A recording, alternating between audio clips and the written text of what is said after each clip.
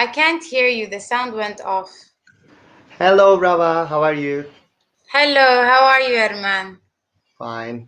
A little bit tired, but I'm Yeah, fine. we had a long day today. Yeah. It was a good start, I think, to the day with a protest. Yeah, definitely. The Yeah, sun was protesting with us as well. The sun was like, exactly. I'm on your side. Exactly. So I would like to welcome everyone who also watching us. Today we have Rawaa from Vois Cyprus. And today, as mentioned earlier in our post, we will discuss basically about the racism existing in Cyprus, as well as what international students are experiencing in Cyprus, what Voice Cyprus is doing in here, and their surveys and activities, and what are their upcoming activities. Hello, Hakan. Hakan says that Hakan! you. So for the ones, I actually want to start the session with the definition of voice. I mean, what are you doing? When did you establish? What are your targets? And then we can continue. Okay. So, Voice initially stands for Voices of International Students. That's the name behind Voice. It's basically a platform that gives students the opportunity and the chance to share their different forms of experiences in Northern Cyprus, the positive ones, the negative ones, what they go through, what they face on their everyday lives. And it started as this very simple expressive platform, but I think once we started, we realized how important and essential the work is in representing international students in TRNC.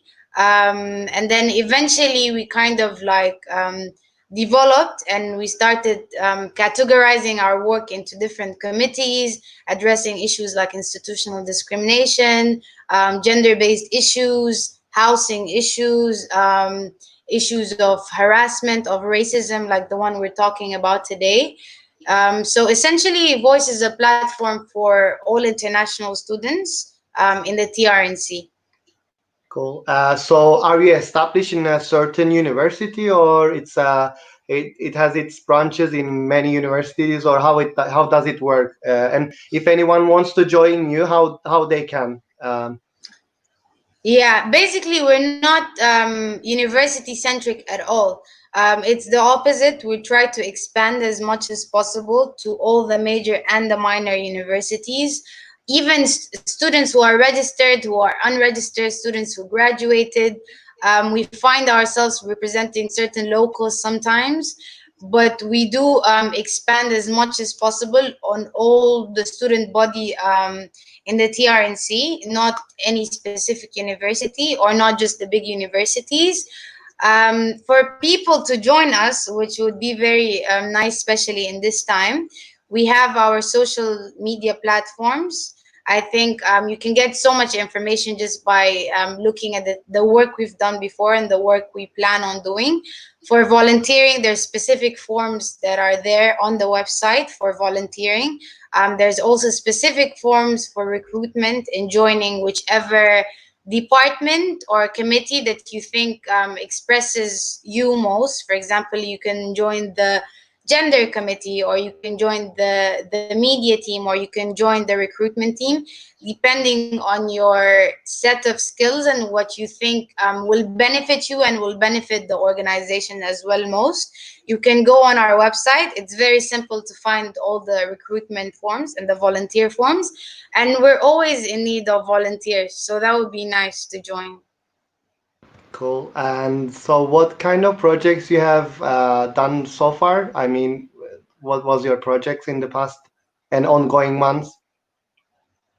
The ongoing months, I think, have been so hectic because we're just focused on the COVID issue.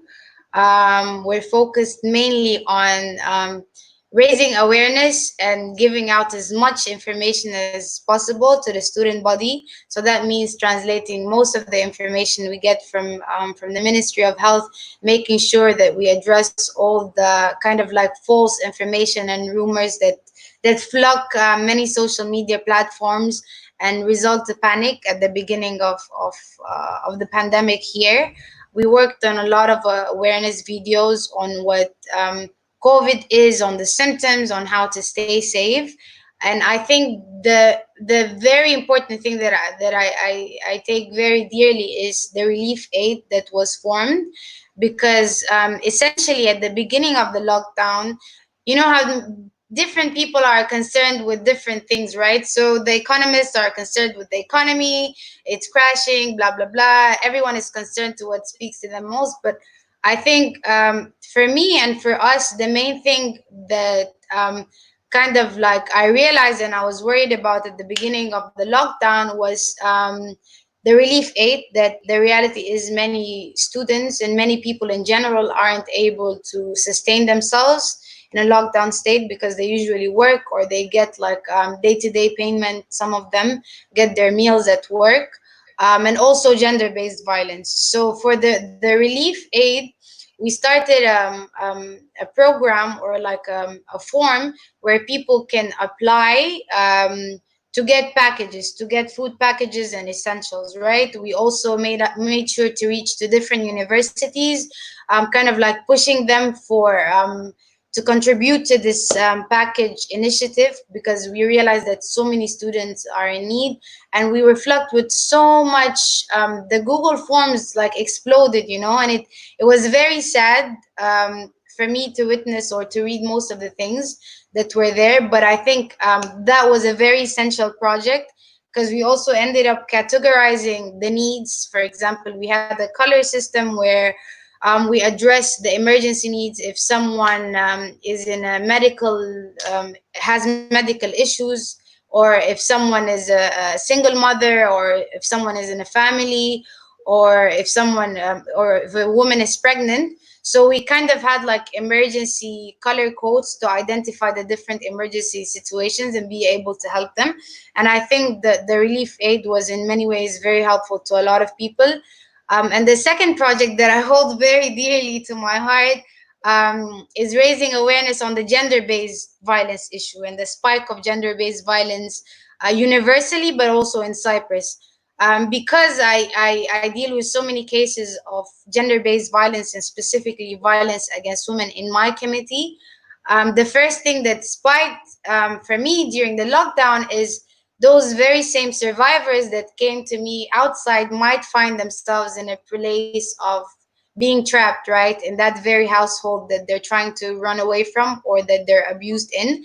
And I also kind of like face the reality that those very survivors might be more trapped because of the financial issue that the COVID-19 circumstances might imply on them. So directly, the focus was on contacting those survivors and raising more awareness on gender-based violence, on why it will spike under COVID-19, on connecting to different women organizations that are also working on domestic violence, getting their contacts and finding out how we can collaborate with them to help international students as well, and mainly women who deal with issues of violence. I think it's amazing this whole job that you are doing as Voice Cyprus, and it just reminded me all the time as Queer Cyprus as well. With what we do, all these projects and activities, and the solidarity line, and also we had the aid kit and other stuff. These things are the one that the responsibility of the government actually, and them not the authorities not doing their responsibilities. It's always the burden of NGOs doing all this stuff, and yeah, Exactly. I mean, I just trying to make an empathy that as a student, you just come here to learn something to study in an island, and then you just face all these discrimination, violence, and also I can at least think about the language problem as well. That we don't have many translation. I know that you provide English translations for many things, but I think it's a recent thing that also the authorities started to publish some stuff in English. I was always wondering how like tourists or international students will understand this announcement. And when you say we have lockdown, people cannot go outside, and they give penalties to these people. Uh, are we sure that the everybody is understanding this? decisions and how to apply them, or do we know the conditions if people can stay at least like 14 days in a house with no maybe food or any other things, or like as you said, if they are fired from their job during this period. So as organizations we need to highlight unfortunately all this stuff. And Exactly. when you say about gender-based violence, yeah, exactly. I mean, that's a universal stuff that we are dealing, I think. And also, I think, especially being not local here, to know the tools how to apply to the police and have a lawyer, or maybe to trust the authorities here. That must be very difficult. So I would like to you to elaborate more on the gender-based violence. Did you do any survey? What was the results? What people face when they are what are the resistors survivors problems generally when they are trying to report, for example, here? Yeah. So the gender-based issues committee initially started to focus on the issue of sexual harassment in foreign students, but then we quickly expanded to realize that there's way more issues, and it started included any issues that involve a gender aspect, right? Our main thing that we deal with so much is the issues of sexual harassment and gender-based violence.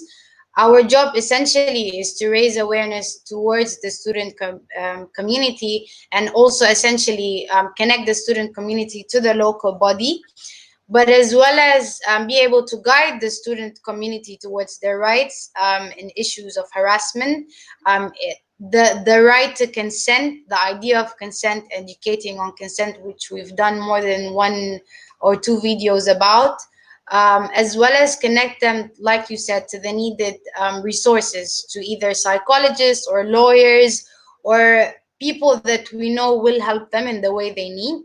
At the beginning, we did a survey, and the survey was not in the numbers that I expected, because I always say, these issues have so much stigma associated with them, and the society is yet to break free from the stigma associated to sexual harassment and gender-based violence. However, the results of the survey were sad but not shocking. The idea that a lot of victims do experience harassment. It was a focus on sexual harassment. We found out that a lot of students, mostly women, do experience sexual harassment off campuses. And the sad part was the reporting. So if you go on to the survey, maybe I can share the survey after this. You will see that with every act of harassment, whether it's verbal or sexual, or whether it's extreme in the cases like rape, we ask the question, did you get the help you needed, or did you report, right? And most of the time, the answer is no. And there was one shocking one in the case of rape. Have you ever experienced rape? And I think it was like 13% out of 100 who said yes. I'm not sure. But then out of this 13%, have you gotten the help you needed, or have you filed a report? The answer was 100% no. So the shocking part was in the reporting, because it also makes us understand that even the numbers we have and the things we know and the statistics we have towards gender-based violence are only the ones who report, which are so little, right? The issue of reporting is huge. We found out that a lot of students, me talking to survivors and talking to girls, a lot of them fear the help that they will get from authorities. A lot of them have this fear of essentially going to the police, or being deported, or something backlashing or backfiring towards them. So they always remain silent. Of course, like, the issue of reporting is universal. It's very rare, like I said, because of the stigma, the issue of victim blaming, and just the state the survivor finds herself or himself in. It's very hard to report. So when possible, it's also hard here, because, like I said, there's this essential fear of the authorities, of going to police stations, of thinking you won't get the help you needed, and of also thinking that it's normal, to be harassed.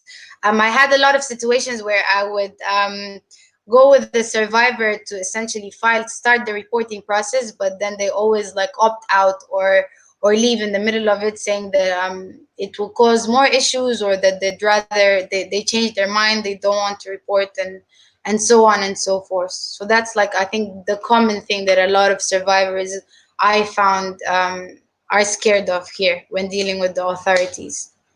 Do you believe it's due to the language or trust, or how it can be changed? I mean, what should the authorities should be doing to change this? What do you believe? Because as far as I know, there is this legal text that recently passed. Not recently, it Mm-hmm. has been a long time that it's passed. But according to the that legal text, there should be departments, gender-based departments established, and we have one in the Polish Yeah, department. And yeah. actually, There's we the found out that VAW. they are really open-minded and they are open to have any workshops and trainings, especially on LGBTI rights as well. So when you sometimes Yeah. approach, they change their attitudes. Did you have any problems with them, or did you contact it? And what do you believe that the barrier The is that people problem. are not reporting? Yeah.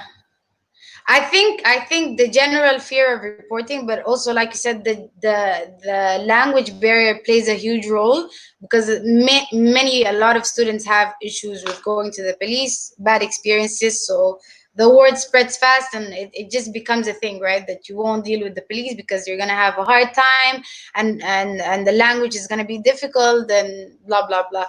But the good thing is, we weren't actually aware that there's the VAW unit, and we were aware in being more connected to women organization that this exists, and that we can actually get help through those women organizations in dealing with the unit as well, and in dealing with the police.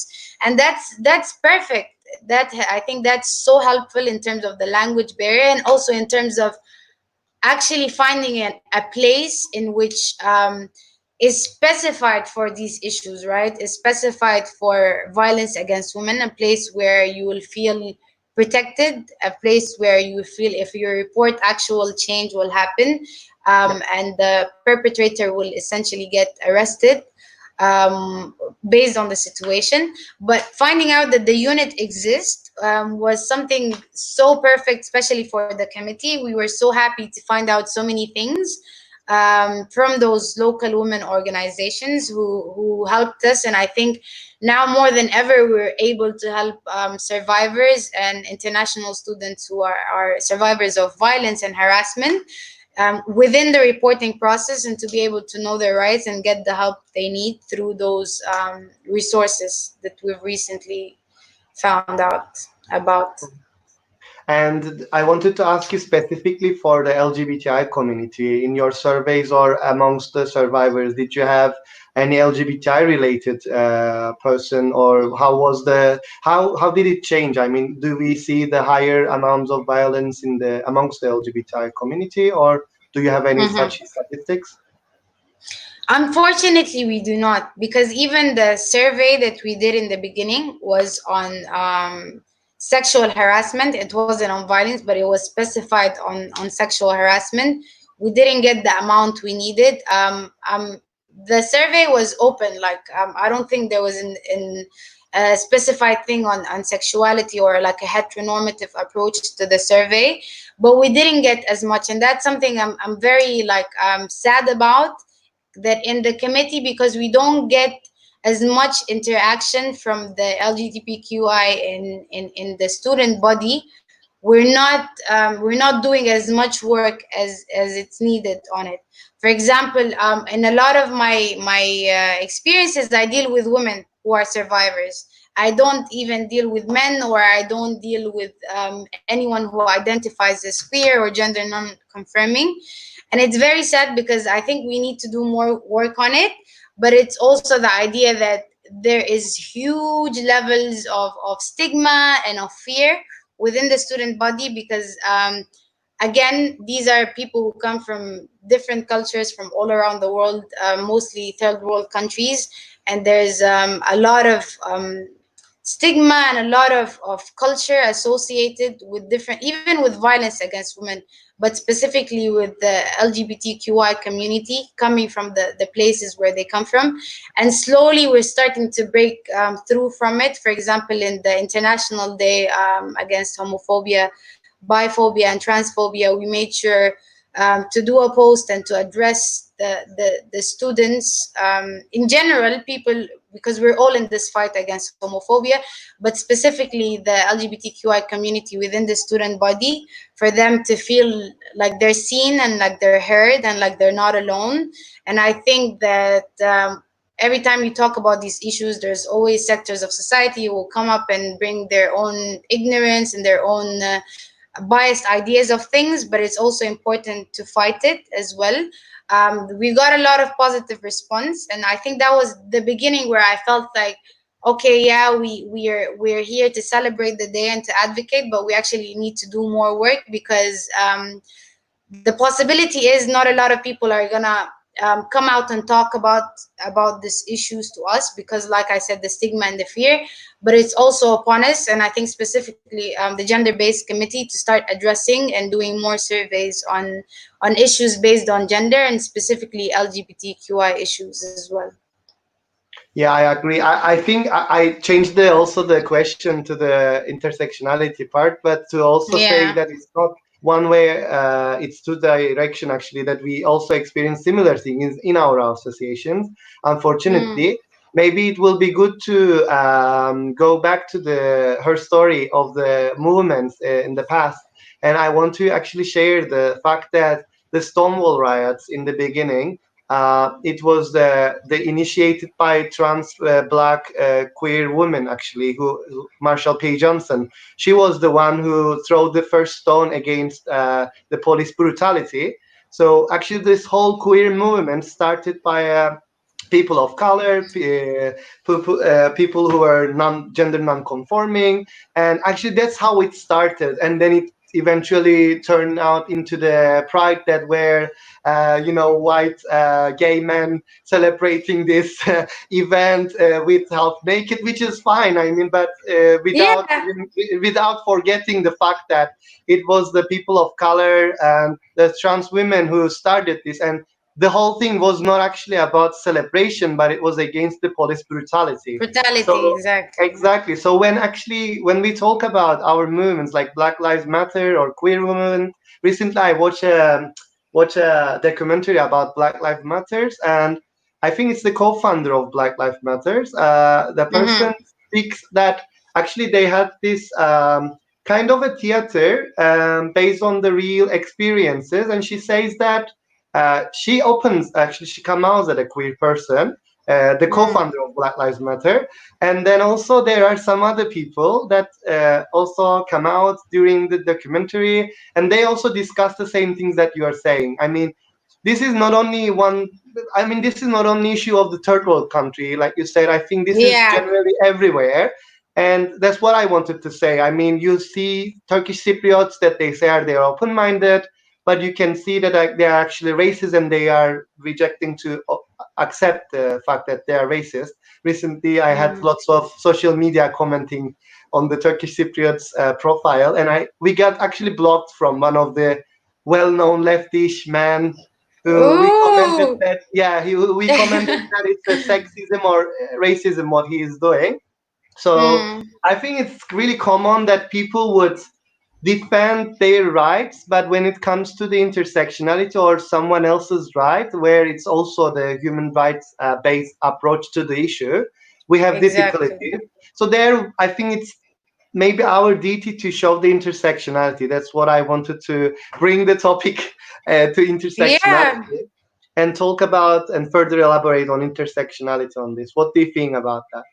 Yeah, of course. I think it's very important what you said, because a lot of the time we think that the only oppression that we are to advocate against is the oppression that affects us directly, and I think it's very hypocritical to fight for an oppression that affects you, because essentially the meaning of fighting for oppression is fighting for all forms of oppression, and calling it out. And in many ways, shapes, or forms, at the end of the day, they're all essentially connected by a similar system that you end up fighting against. But kind of like picking and choosing what to fight for, it's like picking and choosing the humans that you stand for, makes zero sense. And I think it's very hypocritic of people who say that. But we spoke about intersectionality before, and I think it's very interesting. You mentioned the Stonewall and the Black Lives Matter movement, and I feel like I read something before that there was a lot of LGBTQI communities and groups in the US who I think wrote like a huge open letter to condemn the violence and the police brutality that's recently going on in the George Floyd protests.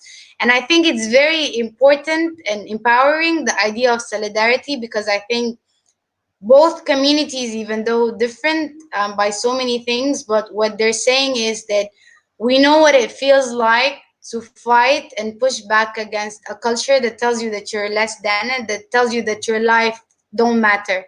And that's the same kind of rage we saw with the Stonewall movement, that established so many things for LGBTQI rights and for the liberation and for the Black Lives Matter as well.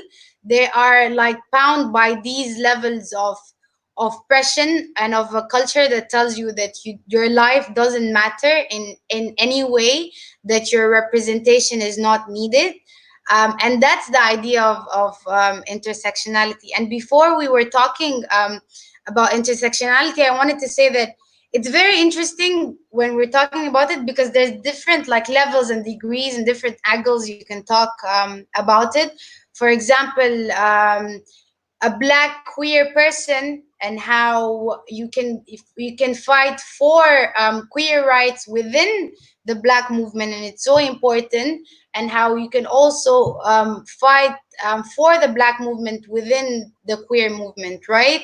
And I Yeah. think a lot of the times there's a lot of denial in both communities.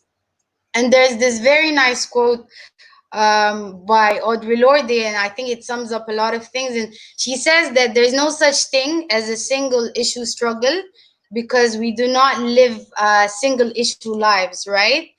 Her take on intersectionality was saying that we all face different experiences that are reflected in culture and media, and it needs to be addressed to our unique experiences, those issues.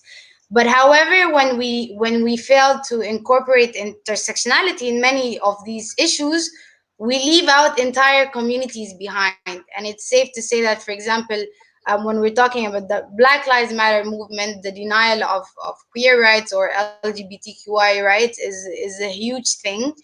Um, and I was talking about this in the other life. Remember, Erman, I was talking about whenever we're, especially in the Black Lives Matter movement, coming from the culture I come from, which is essentially a black culture, there's a lot of myth and misinterpretation of things that to be queer and to advocate for certain minority rights, it's kind of like a foreign concept. It's something so far and westernized from us, and that toxic masculinity is so deep in our culture that every time you say queer, it's like there's a question mark, right? There's never this level of understanding from the culture I come from, at least, which is a black culture. And it's so false, because for me, essentially all these ideas, this heteronormative ideas, and those things that essentially oppress us now, were never there within African cultures, for example. Yani when we're talking back in the day, or times and times pre-colonial, about a culture where the gender harmony of men and women were to go to the fields and the toilet together, to do, where men do whatever they have to do to get food, and women fetch for water. There were no gender roles. The gender harmony was completely there.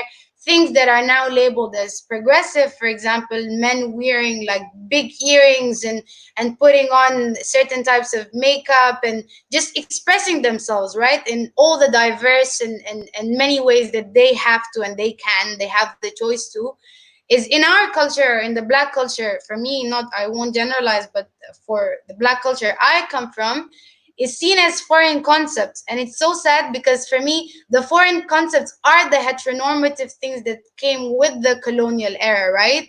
Are the idea of Victorian women and certain religions that that abide by those gender roles of women doing certain jobs or being in the kitchen and getting married and just keeping quiet, and men taking power, and white men just essentially being the dominant with no other inclusion and representation. And to me, in African cultures and in Black cultures, the essence of diversity is what we are in the first place. I mean, if you're talking about tribes, if you're talking about colors, if you're talking about languages, if you're talking about sexualities, the idea of diversity is the essence of Black and African culture. So it's very shocking and disappointing and false for me when I witness the majority of the people claiming that those things are Western concepts or are foreign concepts that are new to us, or that we're westernizing ourselves because we've always been like this. It's actually the opposite. We've always had this essence of respecting diversity in the first place, and it's sad to see that the place where diversity emerged from is the place that would respect it the least. Yeah, I agree. And actually, similar talks we have with my family as well for other topics as well. And they always say that this is not in our culture. I think this is a huge debate in Turkey also. Like they say this is not in our culture, but when you read Ottoman Empire history, then you see lots of actually boys being used as as a lovers of the other man, and this was really normalized in many aspects. They weren't discriminating these people. I mean, in different levels they were having these things. Also in the Greek history you can see Plato and Socrates and all other types of relationship types. I think in the past we didn't have, as you said, we didn't have these borders or identities that are differentiating each other or discriminating that much. And then it's, I think, modern invention to have these identities as separation, or the concept of heteronormativity, or these things. And I can understand you for sure. And when you also check the masculinity throughout the time, it changes. I mean, high heels were like really masculine in the past, and then now you see that it's a feminine thing. Also the color of pink color, I mean, it was a manly thing in the past, and now it's actually something that is feminine color. So I Exactly. don't understand why we accept all these ideas and everything. Let us like kind of poison us to discriminate each other. And then when we talk about queer movement, actually the whole concept of it is to rejecting these identities and labeling and other things, and making it more fluid and acceptance and all this diversity and these kind of things. But yeah, I can. By the way, I can sometimes understand, because the queer theory itself started from a grassroots movement, as I said, from the Stonewall. But later on, by the academicians, a little bit, it has become on the hands of a white supremacy kind of, and it became more academic for the people to be understandable. It get a little bit hard. So throughout time, sometimes things can change, like queer theory itself as well. But Yeah. what I know is community to community, and also from country to country, you can see the queer movement can also be diverse. So we cannot say that it's all white people dominating the queer movement. Exactly. It doesn't, because when you change your the environment that you are familiar with, and you check other queer communities, you can see many diverse approach to it. So I think it's more Exactly. important to listen people what they say. Also, yeah, I mean, this is what I've learned throughout time. Listen the subjects of the issues, what they say, what they believe, what they do, or this kind of thing, so that before you have any judgment on the theory or the movement or anything, then you can question yourself and you can elaborate on that later on. This is what I do many times, actually. Are you there? I think your camera is Yeah. closed.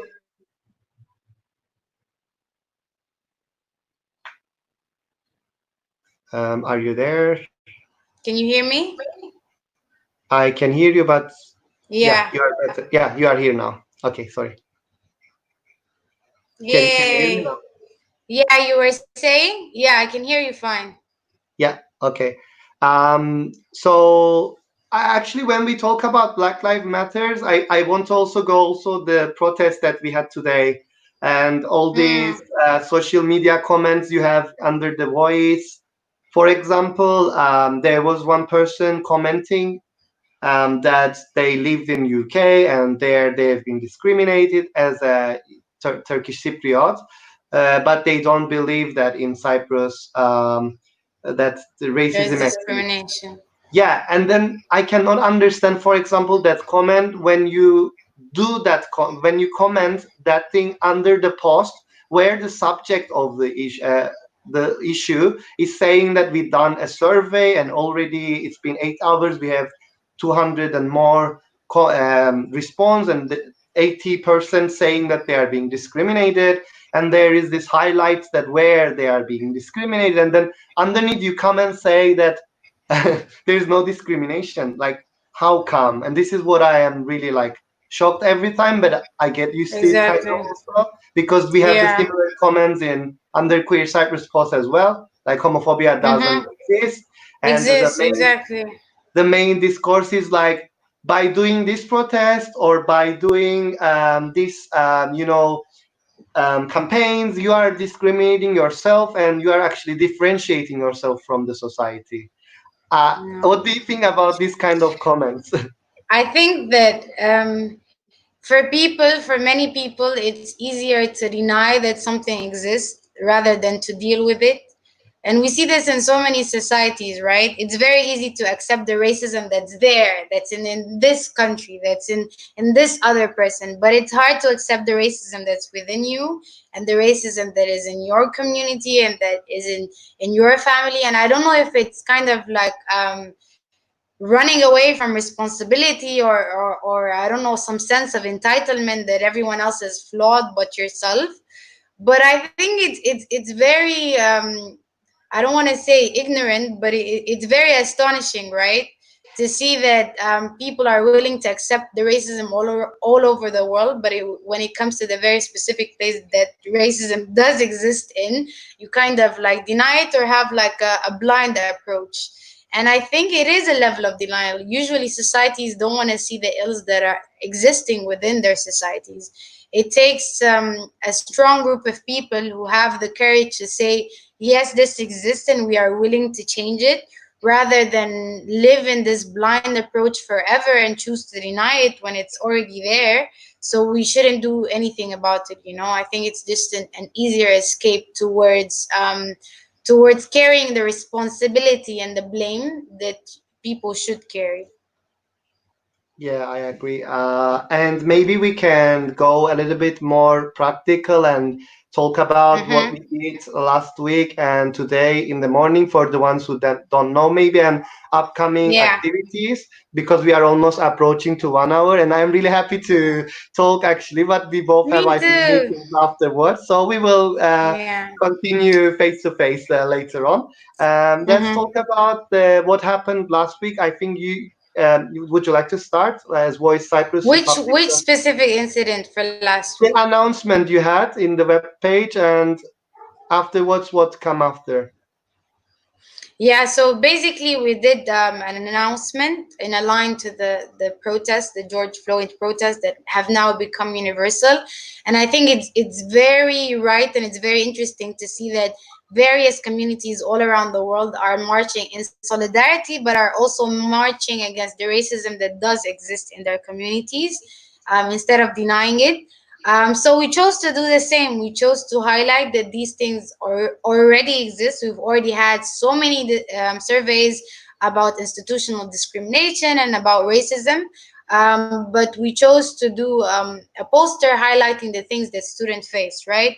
From housing issues, in very simple things that are now normalized, I think, in the student body. For example, for me to look for a house and get a call, and I was actually arguing with my friends about this last year that they saw nothing wrong with it, but it's very common to call a landlord, and a landlord would say, I won't rent to any African or in specific Nigerian students.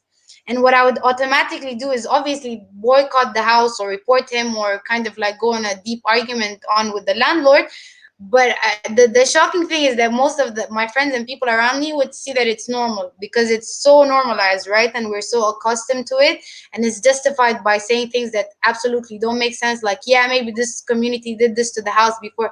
How, even if people do this, how can you like generalize an entire population of people based on your own incidents? It just doesn't make sense. And sometimes discrimination is so normalized and racism is so normalized that we get accustomed to it and we accept it, and that's very sad.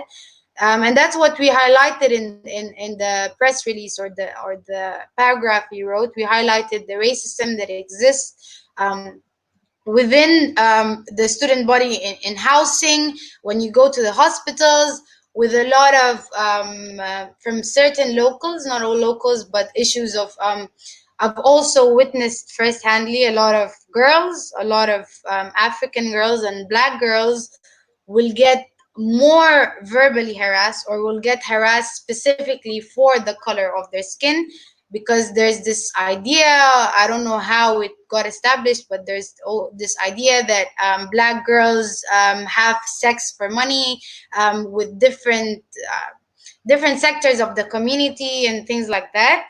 So now it also became a generalized thing. In fact, we're trying to also form a survey that in specific to Black girls and them being harassed, if this is an actual hugely general thing.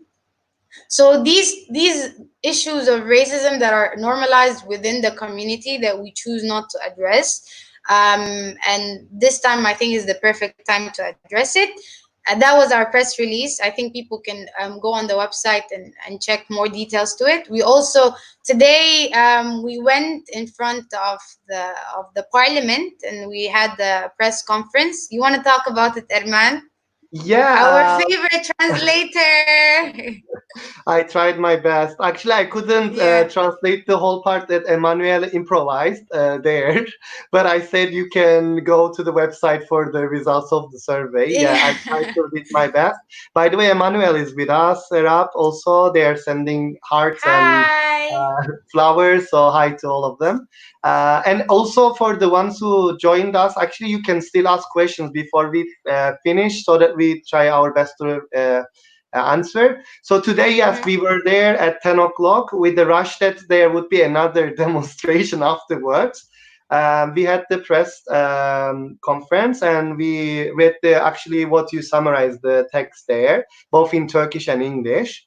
And actually, I got really good response on the press conference because many of the newspapers published it.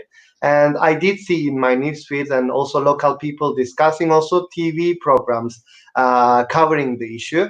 Hopefully, it will help. And there was Hasan Tachoy who approached in towards the end to talk with Emmanuel. They want to arrange a meeting. But I know that in the past you already approached many of the authorities to discuss these issues. So hopefully it's not a one-time show there that he show up, and he will Exactly. follow up this promise that he gave. Hopefully, but for sure, I mean, Queer Cyprus was there as showing solidarity, and for sure, at least, I mean, I will be one of the representatives of Queer Cyprus to for the future to push further the authorities. And hopefully we will establish an anti-racism network on this topic where also the Mm-hmm. NGOs can join us. So for the ones who wants to join us, they can contact. And I also put the Voice Cyprus website underneath. You can have all the contact details there. You can both Mm-hmm. contact us. Yeah, well, it was really sunny during the press conference. I had difficulties to Right. stand there, but I The think it's sun worth was it. there with us. Yeah, I think it was good. I think it was good, and I think it's important. I want to also announce to the people who are watching that the protests will take place on Wednesday, starting from 6 in different campuses. For now, we have EMU for sure confirmed. So everyone who's out there and who fights for a cause and who fights against oppression should join us in any way, shape, or form, and hopefully we can march together for rights. Exactly. I hope the protest will also go well. I mean, I don't know if it was your Mm-hmm. first time that you were in front of the parliament having a event, but police officers were there. They were asking what we are doing and stuff. Yeah. They were concerned, to be honest. They were asking me what's going on here, because I mean we were there just for the press release. I was informing them, but I saw some cars passing by. By the way, they did this and they were like, whoa, and I don't know if you noticed them. So Yeah. hopefully, I know that if we start discussing these topics and create more awareness, we will find more and more people joining us, hopefully. Exactly. Because I know many people that they are supporting Black Lives Matter, and they just need actually the, how do you say, like, they just need the space to be, I mean, they need to just like to be invited maybe to join us. Yeah. Because in the past, before Voice, I didn't see any kind of international students organization voicing this kind of issues and inviting people or the subjects of the problems to come and discuss in the authorities. And I know many changes you have achieved, and hopefully we will have Exactly. even more. So hopefully the Hopefully. protest will go successfully. Yeah, And exactly. I also urge all the other maybe academicians to press to put pressure on the On the authorities in their universities. universities Yeah. to accept this protest in all other maybe the major two Exactly. universities like Yeah, nearest university or let's exactly. say European University or Matthew. I know some students from Matthew that they contacted me if there will be protests. So both students and also the academicians, I think they should write a letter or something, like they should invite their authorities to To push their accept. universities, exactly, and to be able to share it with their students, to push the universities more when they see more students wanting to go on a protest and do this. And I think it's not just the idea of marching, but the idea of solidarity and the idea of that social change start from facing the reality at hand, right? So racism is a reality at hand. Yes, it's a hard thing to deal with, but do we deny it and hide from it and run away and act like it's not there? Or do we actually change it and start the path to social change that will be sustainable and will continue to future international students and people who are going to come, for them to be able to not face any of the things that students have faced or are now facing. So essentially, it's for the betterment of the community and for the society as a whole. Exactly. The Princess Ebony says, "Hi, is this protest just for racism only?" I think you just answered that, but maybe would you like to Yeah, answer? this it's essentially in aligned, like I said, with the George Floyd protests that are going on all over the world, which are an anti-racist protest, in specific to the racism in the U.S., but also to the racism in various communities.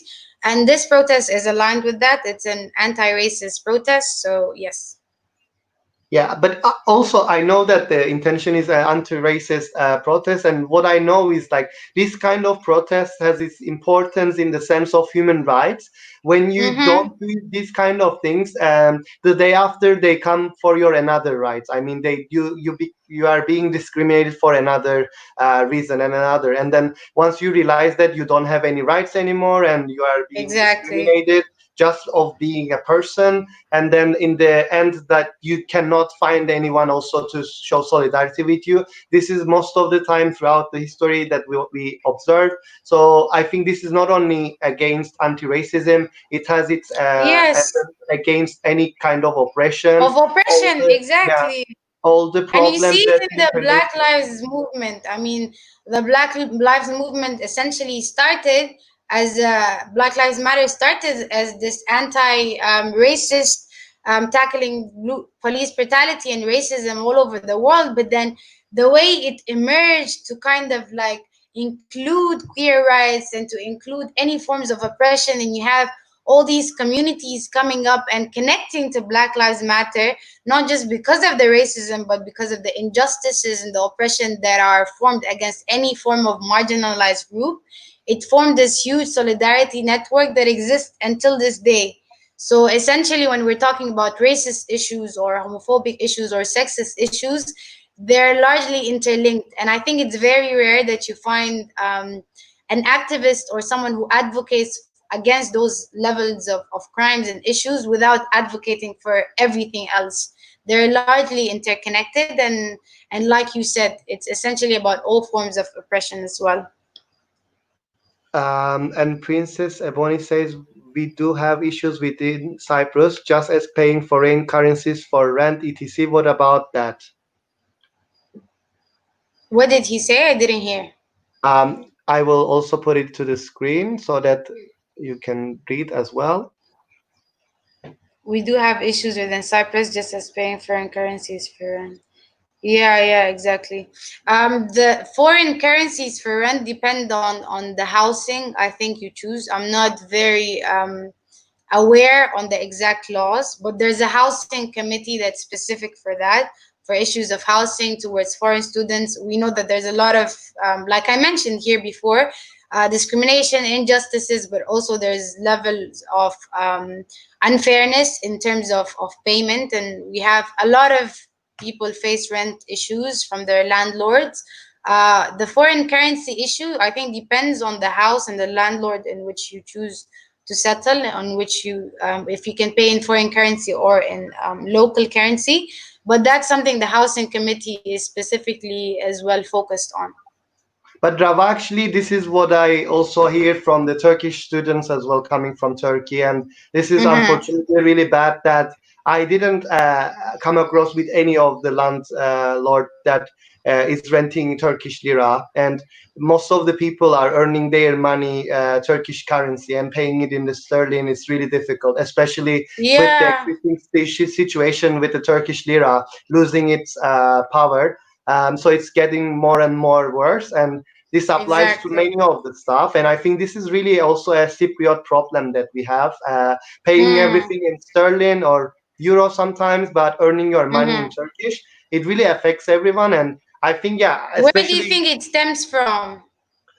I'm not sure. I also wonder the reason, but what I believe it should change, because also I believe it's the same thing with the university fees, right? I mean, you do have to Mm. pay with the sterling or something, and even if you will pay Turkish lira, they have their own currencies to translate. So this is, I think, one of the big economic problems that students face most of the time. Yeah, that's true. That's true. Especially with the exchange rates fluctuating all the time, it's very difficult for you to regulate, especially students who work and get paid their salaries in Turkish lira. I can imagine how difficult it is to pay rent, among other things. Yeah, so I think already Voice is addressing these problems that Princess Ebony addressed, and I think Yeah. eventually the protest itself, raising our voice and saying that we are here, we won't let you to discriminate, or we don't Mm-hmm. accept racism. All these things I think is also connected. All this approach to students, that they do see students, especially foreign students, as a money, and Money making yeah, machines. Yeah, exactly, money making that's machines, and very true. they Exactly. just And any keep chance you silent. get. Exactly, that's true. It's very sad. I think the indecency or the insensitivity of seeing how disposable human lives are, and how easy it is to play for profit, and how easy it is to sometimes even support the cause when it benefits you and when you're gaining something in return, or more students, or blah blah blah. But we hope to see change. We hope to see a system and a community, or even the universities, as a place where students are genuinely respected for the human beings that they are, for what they provide, for their intellect and for their humanity, rather than profit making machines and ways to just benefit them. Exactly. If there's no other questions, maybe I would like to thank you for joining me today. And I think it was a great day. We started together, and I think after Yeah. this, I will, yeah, call it a day, and I will go to sleep. I am really tired, and but Yes, you this was one of should. the milestones in my life, because I do also Mhm. believe that in the past I was also, I mean, I am aware of the racism and everything, but it's one of the milestone for me as a Turkish Cypriot that I stepped forward and started doing about this. So I want to Yes, also yes, call that's all the perfect. locals. all the locals to join this movement. Yeah, and I think it's sometimes such a sensitive topic, and I'm realizing by the day it's a lot of privilege. People are naturally comfortable in their privilege, so it's harder to like get up and do something if it's not affecting you. But I'm also starting to realize that there's a lot of fear and sensitivity of should I say the right thing? What should I say? Should I be involved? Should I not? There's a lot of fear and tension because it's such a sensitive topic, which it should be. But the thing is, as long as you're doing the right thing and standing up against the same levels of injustices that people just face because of their color, then it doesn't become a sensitive topic anymore, right? Because essentially you're tackling an injustice, same way you're tackling anything wrong, same way you stand up for the right things in your life, in your personal life and in your professional life.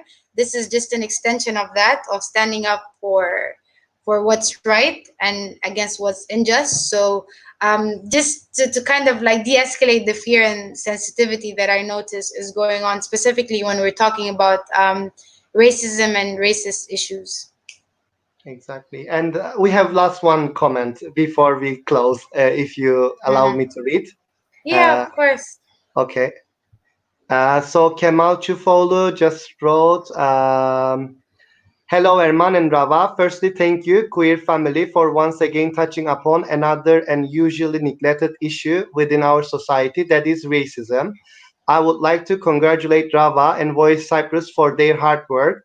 I got a question for Rawaa. As Vois Cyprus, are you working and providing support to international students across the whole island? If not, are you planning to collaborate with international student support groups in southern part of Cyprus? Are you receiving inquiries from international students living and studying in the south?